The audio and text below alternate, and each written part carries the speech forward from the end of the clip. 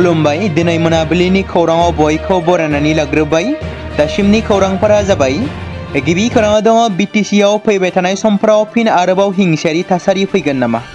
बिटिसिआव गोदानै सोरखार खुंनायनि उनाव थामहिनबा बिपिएफ सोरखार खुंनायनि उनाव बावैसो सिगांनिफ्राय गोबां बिथिङाव जेंना सोमजिनायखौ नुनो मोन्दों। माब्लाबा बिटिसि खुंथायाव थानाय दोलोखौ सोंखारिनाय, माब्लाबा सोरबा राजखान्थिगिरिनि मुंखौ लानानै मुं सुनाय, समाजारि बिजोङाव नंखाय बाथ्रा फोसावनाय जाथायफोरा जाबोबाय थादों। बेनि अनगायैबो बिटिसिआव माब्लाबा समाव रैखाथि हान्जाया सिलाइ गुलि गोबां फालांगिरिफोरखौबो हमनो हानायजों लोगोसे आयेन बेरेखा हाबा मावग्राफोरखौ हमनानै आयेन बादियै साजा होबोदों। बे खेबाव फिन आरोबाव मोनसे गिख्रंथाव जाथाया थांनाय सानखालि जालाङो बिटिसिआव। मिथिनो मोननाय जादों दि क'क्राझार आरो सालाकाटि रेलवे स्टेशननि गेजेराव गिख्रंथाव आइइडि बमा बेफ्रुनाया जानानै थाङो, जाय जाथाया ओनसोलाव गिखांनाय थासारि लाबोदों। बे जाथाया क'क्राझार स्टेशननिफ्राय 5 किल'मिटार गोजान सानजाहा फारसे रेल लाइनआव जादोंमोन। बमा बेफ्रुनायनि जाहोनाव माखासे रेल सिबिथायखौ बन्द' खालामनो गोनां जादों। बेराफारसेथिं स्टेशनफोराव ट्रेनफोरखौ लाखिना दोननाय जादों। गासै जाथायनि सायाव नायबिजिरनाया सोलिगासिनो दं होनना बे समाव मिथि मोन्दों। नैथि खौराङाव दङ दुलाराय बर' फरायसा आफादा थांखि लानाय बायदियै 21 नबेम्बर खालि गोदान दिल्लीनि जन्तर मन्तराव बिटिआर गोजोन गोरोबथाखौ आबुङै मावफुंनो होनांगौनि थाखाय सोमावसारनाय जागायगोन। मिथिनो मोननाय बायदिब्ला नबेम्बर दानाव एबसुआ गिदिरथार मावफुंनो लानाय हाबाफारिफोरखौ मख'नाय जादोंदि जेराव फैगौ 29 अक्ट'बर खालाराव मोन 30 जिल्लायाव रेली फर बड' एकर्ड इमप्लिमेन्टेसन 2020 मुंजों सोमावसारगोन। दुलाराय बर' फरायसा आफाद थामहिनबा एबसुआ 21 नबेम्बर खालि गोदान दिल्लीनि जन्तर मन्तराव बिटिआर गोजोन गोरोबथाखौ आबुङै मावफुंनो खावलायनानै सोमावसारगोन आरो 20 नबेम्बर खालाराव 10था 6 सिड्युलनि दैदेनगिरिफोरजों कन्स्टिटिउन्सि क्लाबआव सेमिनार खुंफुंगोन होनना बे समाव मिथि मोन्दों। थामथि खौराङाव दङ चाइना हादोराव सिलभार मेडेल देरहानाय कमल कुमार बर'खौ गुवाहाटी लकप्रिय गपिनाथ बरदलै बिरखं गाथोनाव बरायनानै लादों। बाक्सा जिल्लानि सिङाव थानाय बाथौफुरि गामिनि कमल कुमार बर'आ थांनाय अक्ट'बर दाननि 14 खालारनिफ्राय 20 खालारसिम एमिशन चाइनायाव खुंजानाय जिथि अल्ड कम्फु चेम्पियनशिप 2025 मायथाइनि मुलुगनाङारि गेलेनाय बादायलायनायाव भारत हादोरनि जानानै गेलेनानै बिथाङा सिलभारनि मेडेल देरहानो हादोंमोन। दिनै बिथांखौनो गुवाहाटीनि लकप्रिय गपिनाथ बरदलै बिरखं गाथोनाव गेलेनानै फैनाय समाव बाक्सा डिस्ट्रिक्ट उसु एस'सिएशनजों लोगोसे न'खरनि बिमा-बिफा आरो गामिनि रायजो राजाफ्रा बरायदों।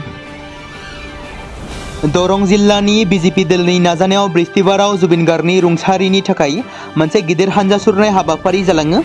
बे हानजा सुरनाया मंगलदै टाउननि वेबरघाट कृषि संघनि गेलेग्रा फोथारनिफ्राय जागायनानै करिमचक फारसे आवगायलाङो। बे हानजायाव रोजा रोजा सुबुंफोरा बाहागो लादोंमोन।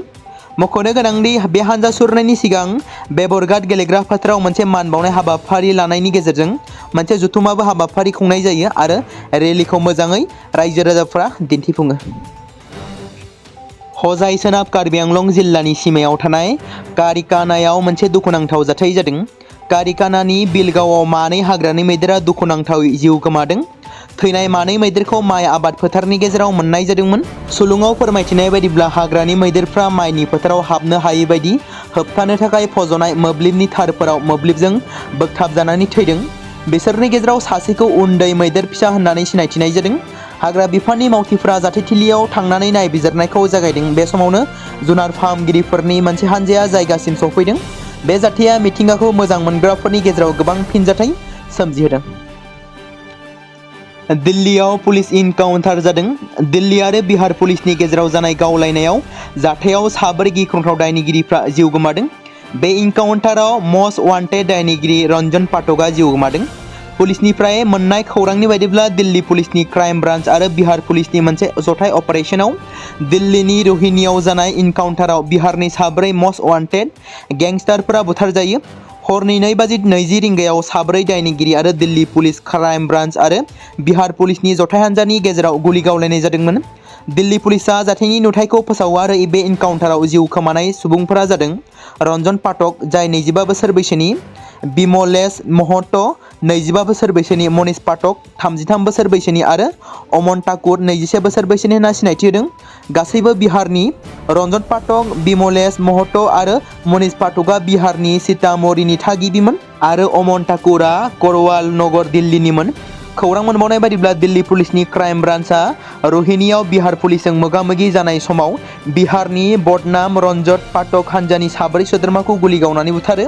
फैबाय थानाय बिहार बिधानसभा बिसायख'थिनि सिगां बे हान्जानि सोद्रोमाफ्रा मोनसे गिदिर दायगोनां अपारेशननि बिथांखि लादोंमोन। थैनाय 4 दायनिगिरिनि खामानियाव दासिम गोबां लोब्बायाव थानाय माखासे सुबुंफोरखौ नायबिजिरगासिनो दं होनना मिथिबावनाय जादों।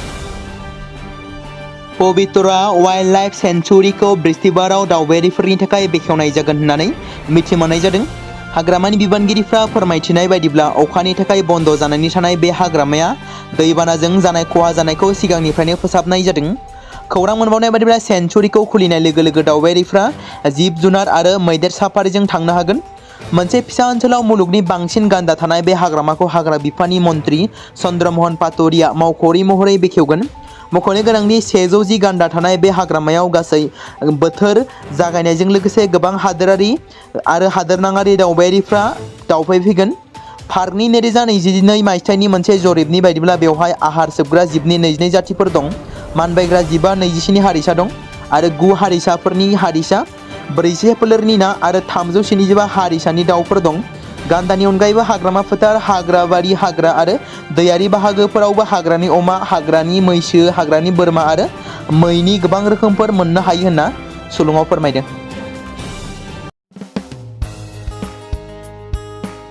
बे समाव मोनसे गोनां फोसावथाय बर' सावथुन नायनानै मोजां मोनग्रा गासै बर' रायजो राजाफोरनि गेजेराव लानानै फैदों मोनसे बर'नि OTT प्लेटफर्म गोनां, जाय प्लेटफर्मनि गेजेरजों नोंथांमोना बर'नि गोदान सावथुनफोरखौ नुनो मोनगोन।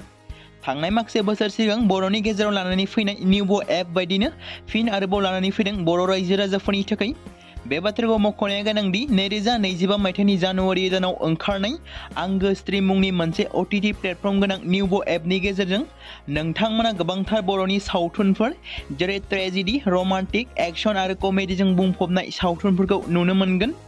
जेरै सनानि नखर, थांखि गैयै समाज, अनसुला आफा, हिर', बिमा बायदि बाजै, अर, थैसाम, वान्टेड, संदान आरो रं नाम्बार बायदि सावथुनफोरा मख'जाथाव। बेफोर सावथुनफोरखौ नायनो थाखाय नोंथांमोना गिबियावनो आंगो स्ट्रिम एपखौ गावनि मबाइलाव थानाय प्ले स्ट'रनिफ्राय डाउनल'ड खालामनानै लोगोसे इनस्टल खालामनानै गावनि मबाइल नाम्बारजों लगइन खालामनानै लाग्रोनांगोन।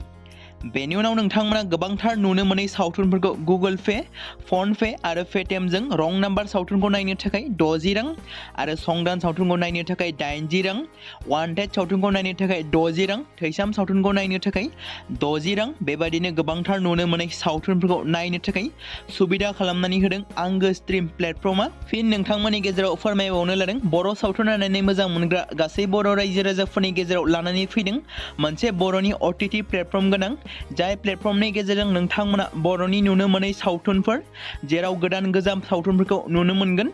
बे बाथ्राखौ मख'नाया गोनांदि 2025 मायथाइनि जानुवारि दानाव दिहुनजानाय आंगो स्ट्रिम मुंनि मोनसे OTT प्लेटफर्म गोनां एपनि गेजेरजों नोंथांमोना गोबांथार बर'नि ट्रेजेडि, रमान्टिक, एक्शन आरो कमेडिजों बुंफबनाय सावथुनफोरखौ नुनो मोनगोन। जेरै रं नाम्बार, संदान, वान्टेड, थैसाम, अर, बिमा बायदि बाजै, हिर', अनसुला आफा, थांखि गैयै समाज, सनानि नखर बायदि बायदि सावथुनफ्रा मख'जाथाव। बेफोर सावथुनफोरखौ नायनो थाखाय नोंथांमोना गिबियावनो आंगो स्ट्रिम एपखौ गावनि मबाइलाव थाखानाय प्ले स्ट'रनिफ्राय इनस्टल खालामनानै गावनि मबाइल नाम्बारजों लगइन खालामखांनायनि उनाव नोंथांमोना गोबांथार नुनो मोनै सावथुनफोरखौ गुगोल पे, फन पे आरो पेटिएमजों रं नाम्बार सावथुनखौ नायनो थाखाय 60 रां, संदान सावथुनखौ नायनो थाखाय 80 रां, वान्टेड सावथुनखौ नायनो थाखाय 60 रां, थैसाम सावथुनखौ नायनो थाखाय 60 रां बेफोरबायदिनो अर सावथुनखौ नायनो थाखाय 60 रां पे खालामनांगोन। बेबायदिनो गोबांथार नुनो मोनै बर' सावथुनफोरखौ नायनो थाखाय सुबिदा खालामनानै होदों आंगो स्ट्रिम प्लेटफर्मआ।